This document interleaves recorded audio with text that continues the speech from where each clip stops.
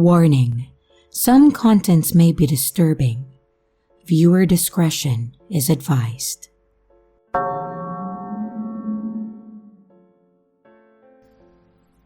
Back when I was attending a university, I used to work on campus at one of the dining halls during the dinner or night shift.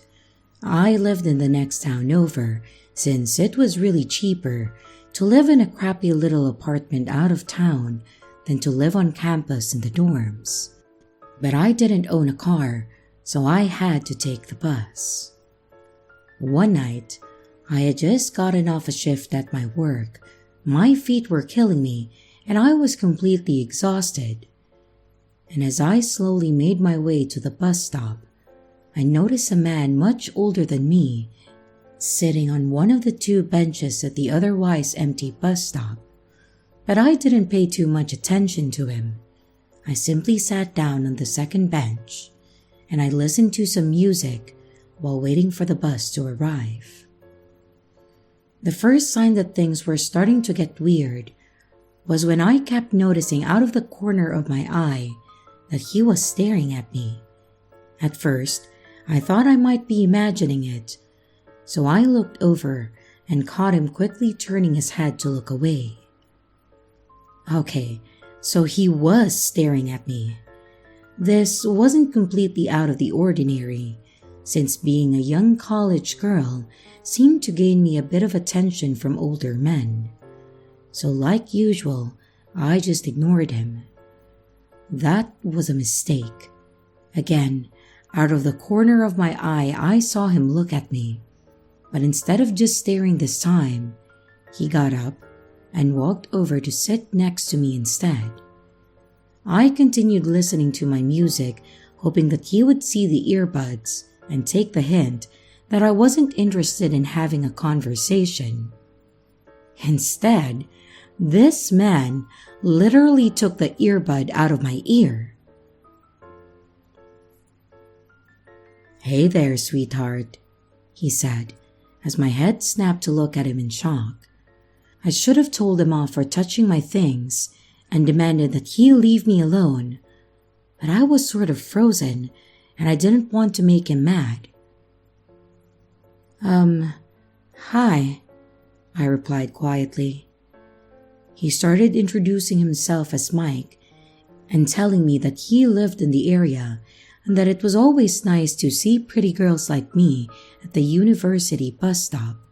He explained that he was a real man, unlike the boys that I went to school with, and that I should go home with him that night. I was a shy, scared virgin who had never had a man be as bold as this to my face, and I say to my face because I had certainly gotten my fair share of unsolicited private pictures online, but I digress. I didn't know how to respond, so I didn't. But that didn't stop Mike from continuing to explain to me all of the fun things that he wanted to do with me at his place that night. He really got into graphic detail about it. The things he described started out with basic things you'd expect and escalated to him asking if I liked being choked until I turned purple and passed out in bed. I wish there was anyone else at that bus stop, but it was just the two of us, in the dark alone, as I counted the seconds until the bus would arrive. Then Mike took things to a different level of shock by telling me, "Listen, the demons want me to ask for your phone number, and they say you should give it to me, or you won't like what happens." He actually had the audacity to start stroking my hair. His hand was gentle, but I didn't want him touching me at all. This was shocking for a number of reasons. The demons? I wouldn't like what would happen. Why was he touching me? What the hell is this guy talking about? As though he could read my mind, Mike went on to explain. "My therapist knows the demons are real. I told her about them, and she says that I'm not crazy and demons are real." He laughed and then abruptly stopped.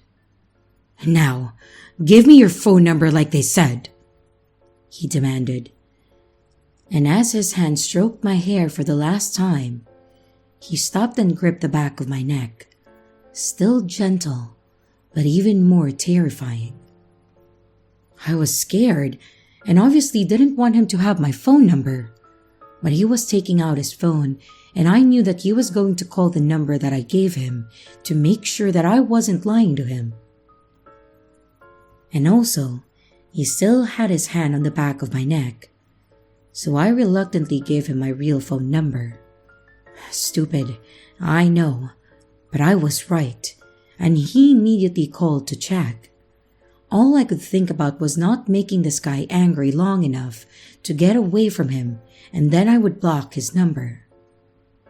And thankfully, the bus came moments later.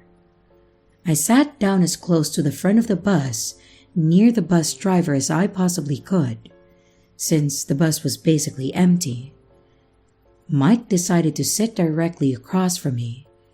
At this point, I had tried listening to music again, hoping that being on the bus and him having my phone number would signal to him the end of our conversation. However, he decided to reach over and unzip my sweatshirt, revealing my work shirt and also the name tag, which I had unfortunately forgotten to remove in my haste to leave work that night. I hadn't told him my name yet. Abigail, what a beautiful name. Our daughter will be named Celeste. I shouldn't have been in shock at this point, but I was. I'd stopped listening to music again and I zipped my sweatshirt back up, which made him laugh. He said, "You won't be needing that soon anyway." And then he winked at me, implying how he'd planned to undress me even further that night. At one stop, Mike tried to convince me to get off the bus with him, and I told him no, that I was tired and I just wanted to go home. So he said okay and stayed on the bus. I knew that that had been his stop, so the fact that he was staying on the bus worried me. I was sure this meant that he was planning on coming home with me instead. "Baby," Mike whispered to me, and I tried to ignore him, but he repeated himself louder. "Baby." He had the most unsettling smile on his face, and I asked, "What?" He laughed and told me, "The demons say you smell nice." I was terrified, and I felt like I was going to throw up by the time that the bus stop arrived. I lived in an apartment alone, and I didn't want him to know where I lived. Despite my body being exhausted and sore from work, adrenaline kicked in, and I bolted off the bus and ran straight home. I made it inside and I locked the door, and I looked through the peephole and I didn't see him. So I went to carefully peek out of my window and saw him standing near the bus stop, looking around. He took out his phone, and sure enough, I started getting a call from an unknown number since I hadn't saved his number, and I ignored it. When he hung up, I started getting several texts asking where I'd gone, how he didn't like hide and seek, and how the demons just wanted to have fun, but I was being a little bitch about it. I was so scared because he knew which apartment building I lived in, where I worked, where I went to school, my phone number and my name. And the only good thing which made me feel slightly relieved was that he didn't know which specific apartment number I lived in. But that's when he started yelling outside. There were no specific words said, just wordless yells of what I can only assume were frustration and anger. I blocked his number and kept all the lights in my apartment off as I cried with my back to the front door. Maybe I should have called the police, but my brain was so frazzled that I didn't even think of that until the next day. And by then, All I knew about him was that he was a mentally unstable man, probably named Mike, who hadn't actually done any physical harm to me, so I didn't think it was worth it. In hindsight, I know that I made a lot of stupid mistakes during this experience, and I ended up moving away entirely at the end of that term of school for unrelated reasons. But until then, I switched to day shifts at work, and I was paranoid every night. Thankfully, I never saw that man again though. So Mike, the scary guy from the bus stop who tried to follow me home, I never want to meet you or your demons ever again.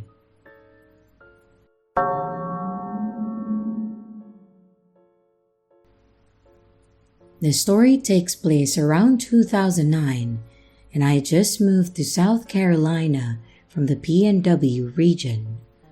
A little bit of a backstory. I just turned 21, and I was working a full-time job in the medical field, and I had absolutely no friends since I was new to the area. One night, I really got bored, so I decided that I was going to put myself out there. I drove from my tiny town, then to Columbia, SC. It's about a 40-minute drive away, but I knew that's where all the good clubs or bars were. I was specifically looking for a gay-friendly spot. I found myself downtown looking for a club that was no longer there, though earlier when I searched, the internet said that it was. Well, disappointed, I talked with this lady outside a club across the street, and she told me about a chill, laid-back bar with a karaoke in West Columbia. Sounds great, I thought. She gave me directions, and then I headed that way. I passed by a gas station on my way to buy a soda, and I asked a lady if she knew whether or not I was in the right area. Well, it appears that I was, so I drove about 5 or 6 blocks until I made it there. Now, I'm not the life of the party, and I'm somewhat introverted, and was quite nervous my whole time there.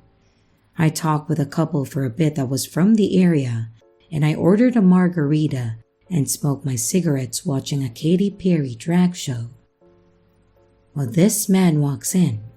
About 5'9", roughly 200 pounds, dark skin, goatee, wearing a white hoodie, jeans and also a red hat. He sits next to me and winks. He orders his drinks and then asks me for a cigarette. Sure, I said. I asked him how he was doing and if he was from around the area. His answers were short and I'm feeling kind of awkward at this point, so I just take it as he's not too interested, and then I turn my stool and I continue watching the drag show. This is when the vibe completely changes. I feel his warm breath in my ear whispering, "Meet me out back my car." And with that, he gets up and then leaves. Now, I'm not very sexually experienced at that point in my life, and certainly not going to blow some stranger in his car inside a parking lot. He didn't even have much to say in the first place, so I stayed for about 20 more minutes. It seemed like there wasn't much of anyone else there my age, and I didn't seem to be making headway as everyone there seemed to be with someone, and I was just alone. I figured that that was about as much as a night out as I was going to have. As I'm leaving the bar and entering my car, I see headlights flash from behind me. A figure arose from the car, and it's that guy. He throws his arms up and he starts running towards me. And I'm not messing around. I put my 1992 Corolla in drive and I sped it on out of there. I remember all the lights were green, which I thought was great, seeing as I was able to get away from that area fast. But oh no, he was right behind me. He continues to follow me. I come up upon that gas station that I was at earlier in the night, and I see a cop car parked outside of it. So I pulled in and I parked. Of course, the dude at the bar did too. He parked right beside me, and I got out and I went inside to tell the police officer that he followed me from the bar and I was feeling uneasy from it. He went outside and found the guy start to pull out of the parking lot. He waved him down, and as the police backup car pulls up in the gas station, they walk over to get a statement. Turns out, the guy had an expired license and a warrant out for his arrest, and when they frisked him, he had a hunting knife on him. I remember the disturbing look he gave me as they cuffed him. I couldn't believe it. I just left, and I was completely lost again. This time, I'm distraught, so it took me forever to get home. Had I got in the car with him, who knows what could have happened. So, guy at the bar, let's not meet again.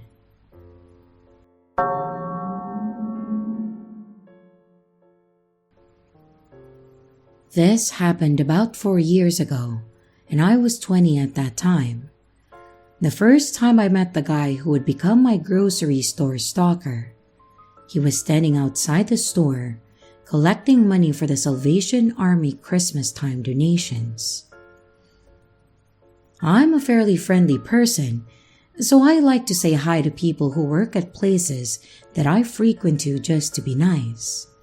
This guy was a kid around my age, very tall, with a mild resemblance to Lurch from the Addams Family.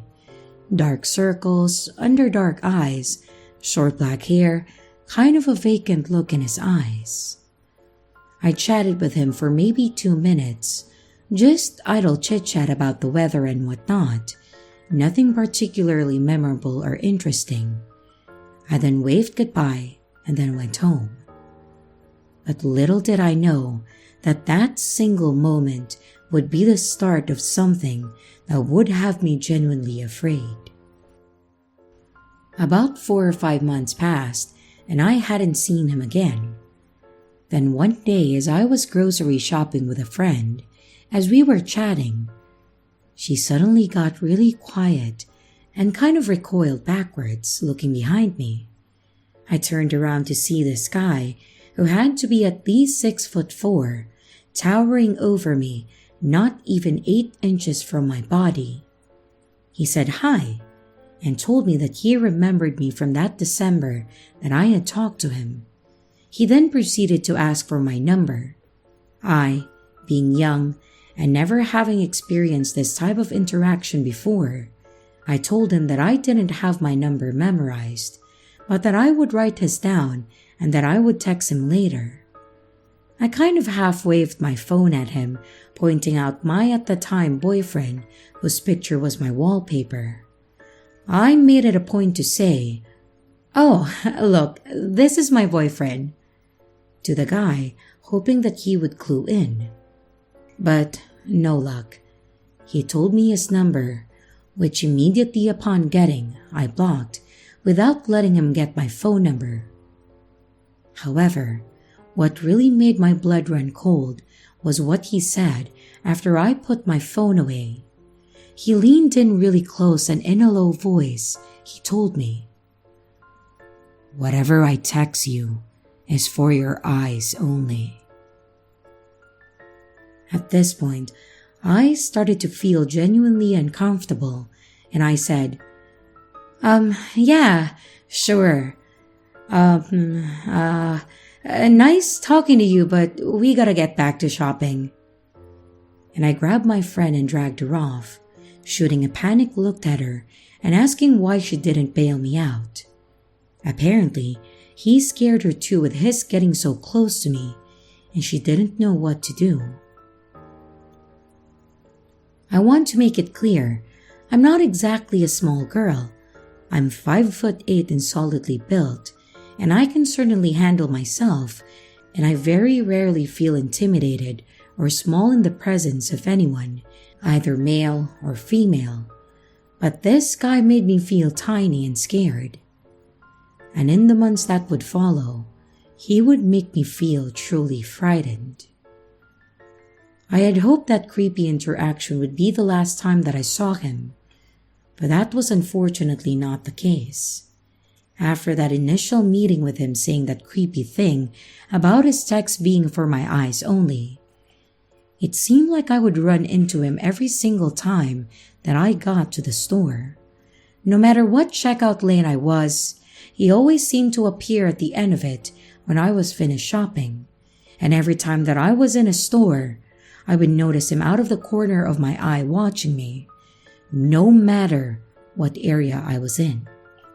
One time, I even caught him following me out to my car. And at that point, I got scared and I decided to say something to the managers. After letting the managers know what was going on, they assured me that they would tell him not to talk to me anymore. After that, he wouldn't speak to me, but I would continue to see him following me around the store at a distance every time that I went up there. It got so bad and I felt so frightened that I started to be afraid to go to the store at all. But I am one of those stubborn people who refuses to be intimidated by someone to a point where I will stop doing something. I had just hoped that maybe it was a coincidence that he was following me. After all, it was a big store, and maybe he just had things to do that just happened to be in the area that I was shopping in. So I started to pay close attention to my surroundings.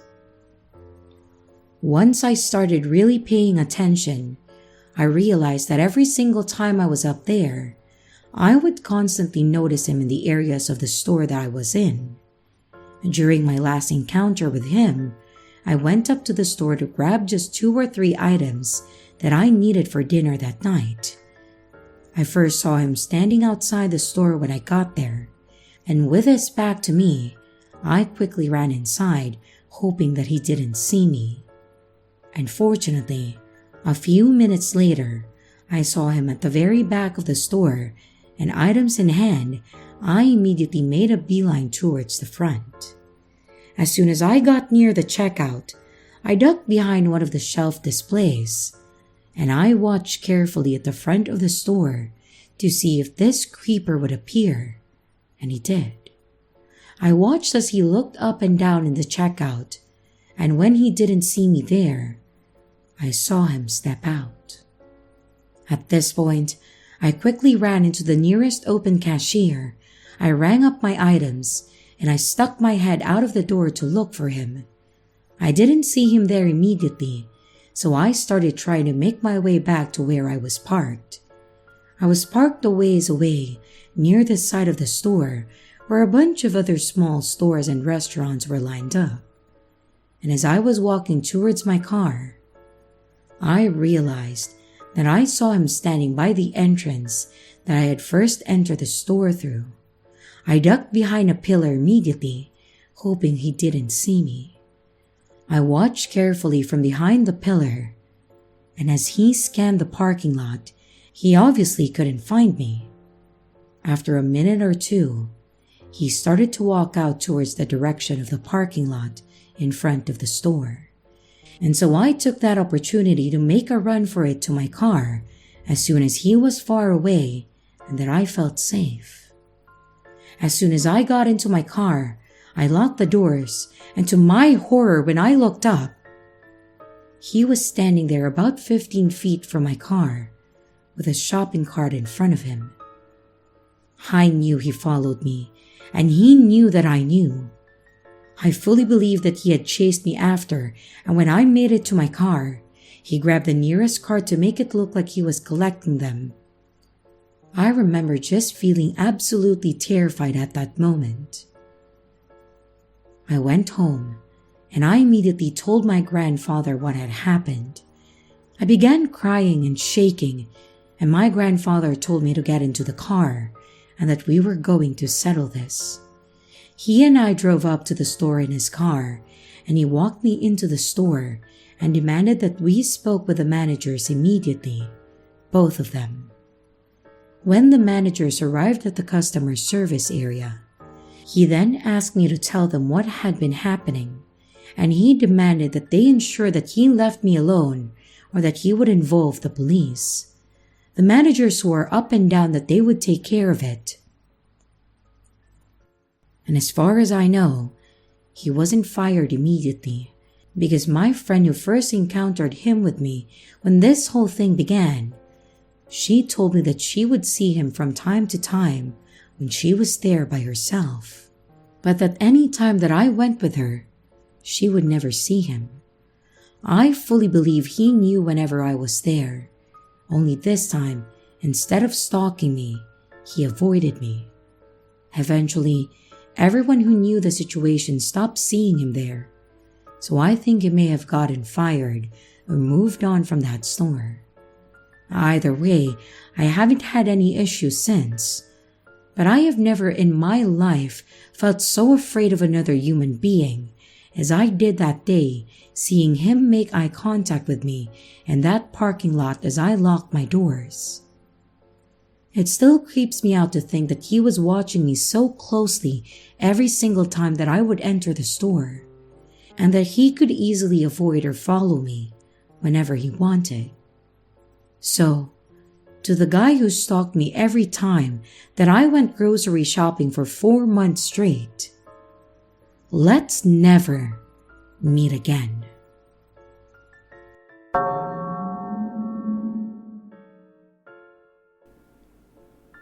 To set the stage for the story, we must go back to the far-off year of 1988. The location is the Cascade Mountains of Oregon. I was 10 years old, and with me was my mom, dad, best friend, and our golden retriever, Amber. We were very much an outdoor family and had many camping trips before this and since. But to this day, when I think about it, I still remember the terror that I felt that weekend so long ago. After a brief talk with my father recently, it kind of came back to the front of my mind. He also was able to fill in a few details that I had forgotten. This holiday was like many others. We packed up the station wagon with everything we would need for a hike into one of our favorite lakes to camp at. To make this trip even more exciting for me, the fact that it was my birthday weekend and I got to pick this lake. After we arrived at the trailhead and got our packs on, my dad got his sidearm out and then strapped it on his belt. In Oregon, open carry was permitted in national forest, and my dad always had a gun on his hip while in the woods, which always added a sense of security to us, because we had a close call with a bear one time, in which it came in handy. The lake was about a 4-mile moderate hike in through some thick forest, but the trail itself was well maintained and was never busy, so it was going to be a very pleasant hike in. We started off on our hike, and back in the 80s, it was not uncommon to have your dog off-leash on the trails in the forest. So we let Amber run and do her thing. She was a good dog and never ran off for too long or even jumped on people.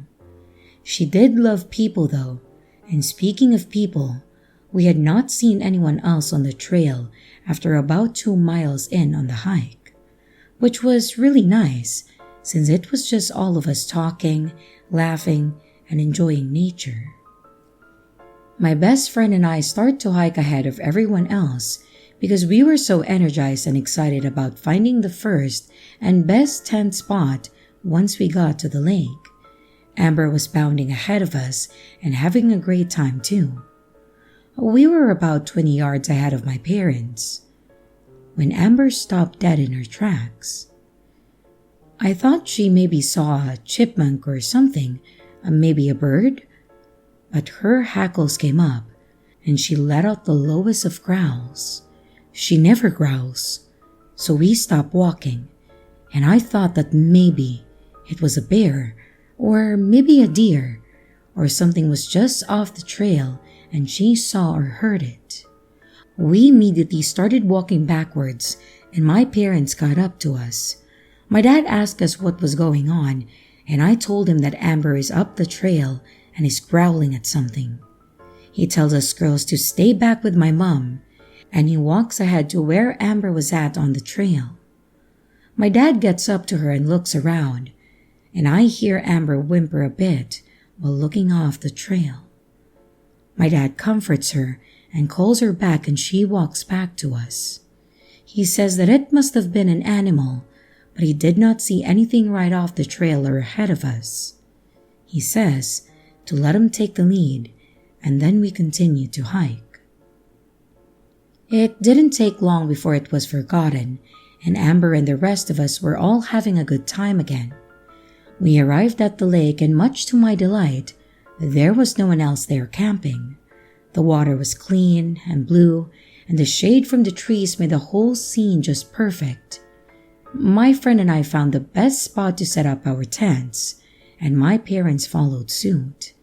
After we had camp set up, my folks went off to fish just down the hill, and my friend and I took off with Amber to walk around the other side of the lake to catch salamanders. We only made it about 1/8 of a mile when Amber stopped and started to growl again. We stopped and looked around and heard brush rustling. Then right in front of us, a man walked out of the trees. Amber stayed right by our sides and started to bare her teeth. He was taller than my dad, so at least 6'4". He was very skinny but had very broad shoulders. He was clean cut and was wearing black jeans and a white polo shirt with loafers. I mean, he did not look like he had hiked at all or was even dressed for the outdoors. He almost looked like he came out of church. We just stood there, trying to process the situation, when Amber began to bark. The guy just stood there, not moving, and he smiled, like the creepiest smile. It felt like someone who thought that that was what a smile was supposed to look like. Amber kept barking, and this got my parents' attention, and they looked up to us and called out to us to come back. We complied and started to walk back towards them. My dad met us halfway and told us to go back to the campsite and that he was going to talk to this guy. We got back to our camp and my mom sat with us. I could hear my dad asking the guy if he needed help or was a fellow camper who had just set up a camp away from the lake. My dad was being polite and calm, but I could see that he was on his guard and trying to feel out the situation. Now is the time to mention that my dad was an ex-army and can be very intimidating when needed. The conversation continues. The guy told my dad that he was just on a walk and did not mean to intrude on us, and the guy says goodbye and walks back into the woods. My dad walked back to camp, sat down, and then told us that he thinks the guy may just be a yuppie camper and does not know much about the outdoors.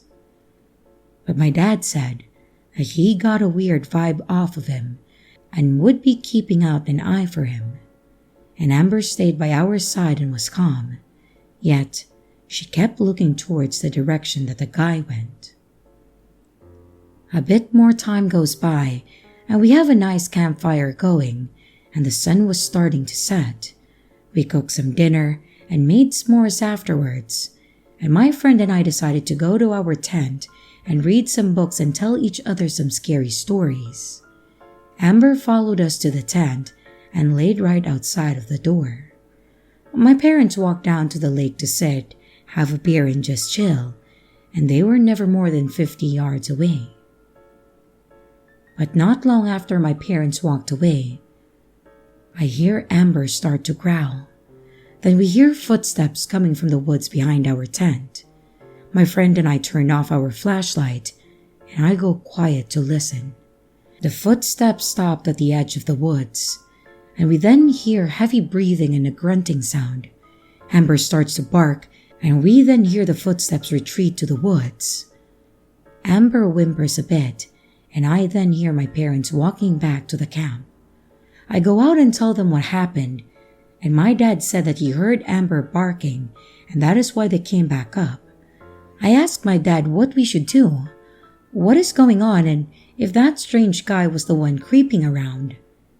He tells me that he will see about moving camp in the morning, and since we still have 3 days left on the trip, and nothing has happened to warrant just leaving. But he said that we will play it by ear and just be a little more vigilant, and if something changes, we will decide what to do next. He then tells us to try to get some sleep, and we all turn in for the night. The next morning, we get up and have breakfast, and after breakfast, we head down to the lake to fish. It was a beautiful day, and we were having so much fun that the events from the prior day were almost forgotten. We decided around lunchtime that we would go for a short hike to the waterfall that is up from the lake. We were gone for only about an hour, and when we came back, we found our tents opened and our sleeping bags dragged out on the ground. My dad tells us to hang back with Mom, and then he goes to investigate. He comes back and says nothing is missing, but it was not an animal that did this. He says that we should break camp, hike back to the car, and find another spot to camp for the next couple of days. I could tell my dad was not wanting to frighten us, but I heard the urgency in his voice. I was very disappointed, but if it meant that we could enjoy the rest of the trip and not worry about some creep messing with us, then it was worth it. We broke camp and started our hike back. Dad was in the lead, and we were double timing it, and then we made it back to the car in record time. As we walk over to the car, we see that one of our tires was flat. Not a big deal, we always had a spare. But when my dad bent down to start taking the lugs off, we swore it was not just flat. Someone slashed the tire. Dad changed the tire in record time, and we threw everything into the car, and he goes to turn the car on, but it wouldn't start. Dad swears, gets out of the car and pops the hood. He says, "Shit." It turns out someone took our spark plug wires. Old cars like the Chevy wagon did not have internal hood releases, so you could just pop the hood from the outside.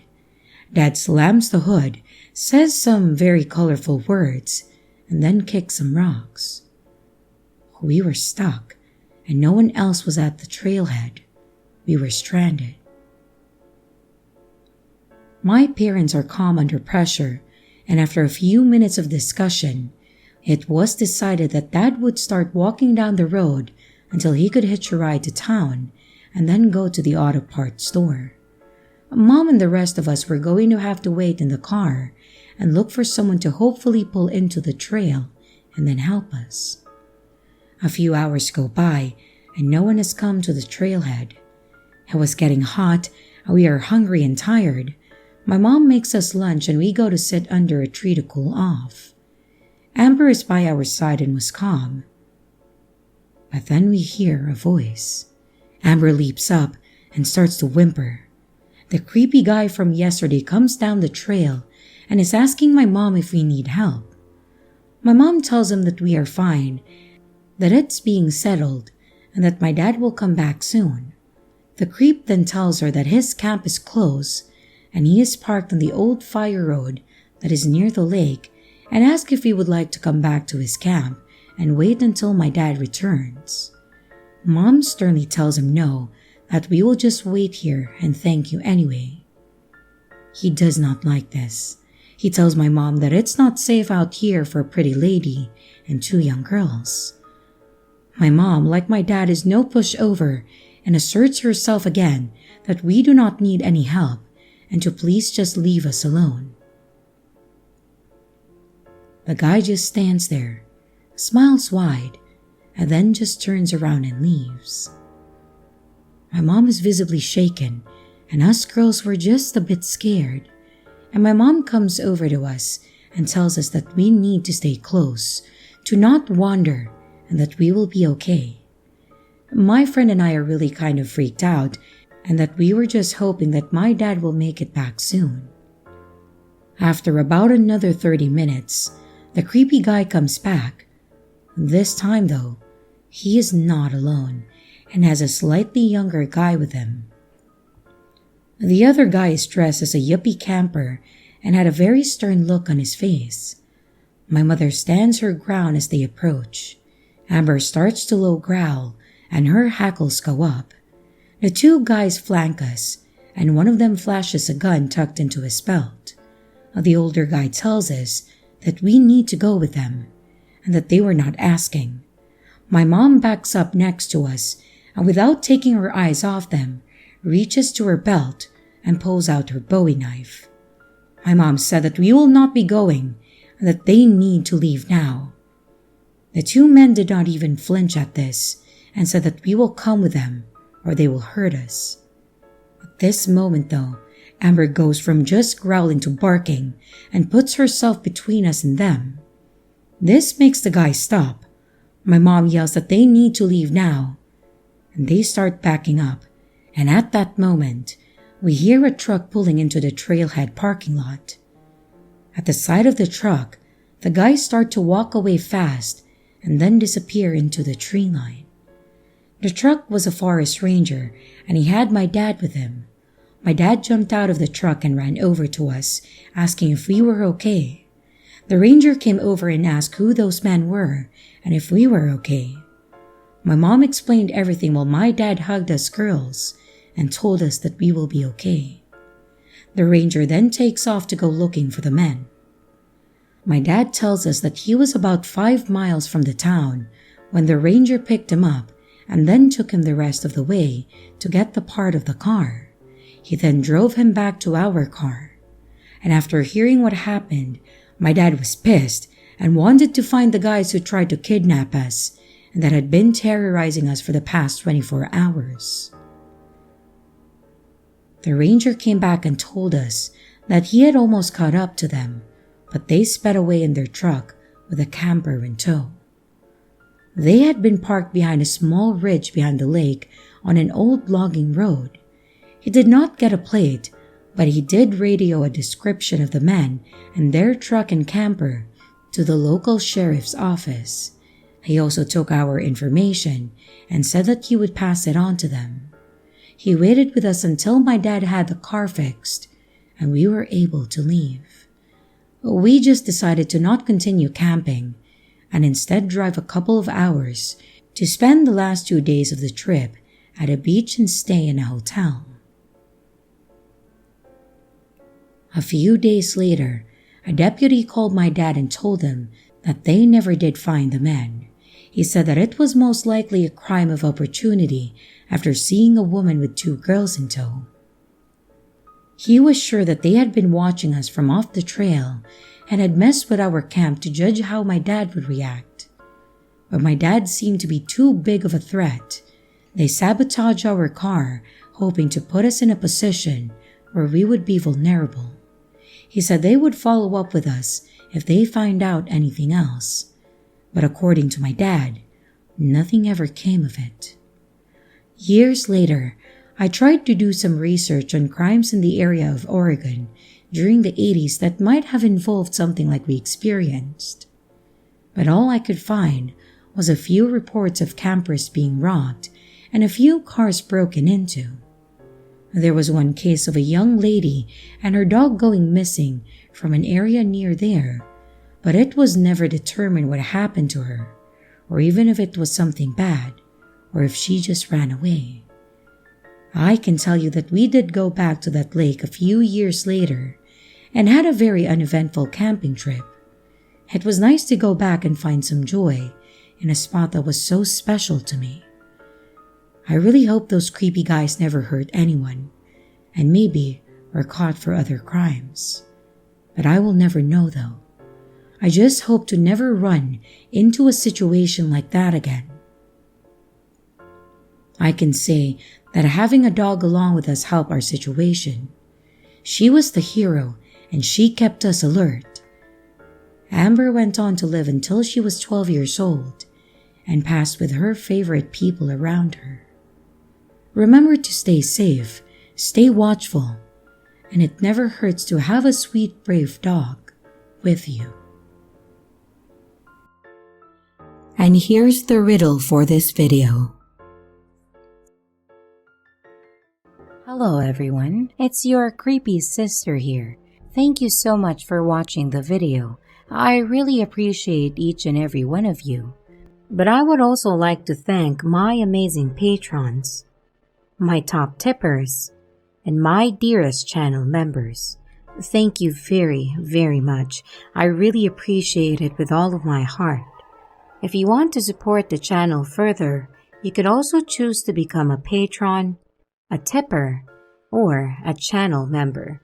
But remember, it's appreciated, but never a requirement. I would also like to announce that we have merch now.